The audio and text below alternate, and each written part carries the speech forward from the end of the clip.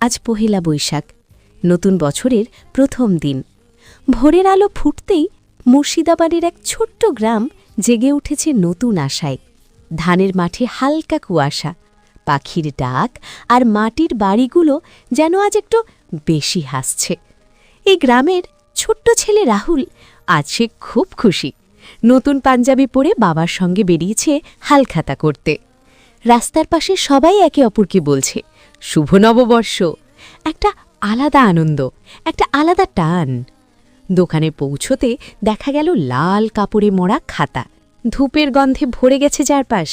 দোকানদার হাসি মুখে রাহুলের হাতে মিষ্টি তুলে দিলেন। নতুন বছরের শুরুটা যেন মিষ্টি হয়।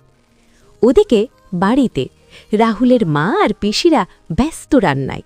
লুচি ভাজা হচ্ছে, আলুর দম, পায়েস, পুরো ঘরটা যেন ভালোবাসার গন্ধে ভরে গেছে। বিকেলের দিকে গ্রামের মাঠে জমে উঠল মেলা। নাগরদোলা ঘুরছে, বাচ্চারা হাসছে, আর এক কোণে বসে একজন বৃদ্ধ গেয়ে উঠলেন, এসো হে বৈশাখ। সবাই থেমে শুনছে। মনে হচ্ছে যেন নতুন বছরকে স্বাগত জানাচ্ছে পুরো গ্রাম। এই পহেলা বৈশাখ শুধু একটা উৎসব নয়, এটা গ্রামের মানুষের নতুন আশা, নতুন স্বপ্ন আর একসাথে থাকার আনন্দ। সবচেয়ে বড় করে এই উৎসব উদযাপন হয় বাংলাদেশে, বিশেষ করে ঢাকার ডমনা বটমূলে। তবে আমাদের পশ্চিমবঙ্গের গ্রাম বাংলার এই সরল আনন্দ একেবারেই অন্যরকম, একেবারেই হৃদয়ের কাছের। শুভ নববর্ষ। নতুন বছর সবার জীবনে সুখ, শান্তি আর ভালোবাসা নিয়ে আসুক।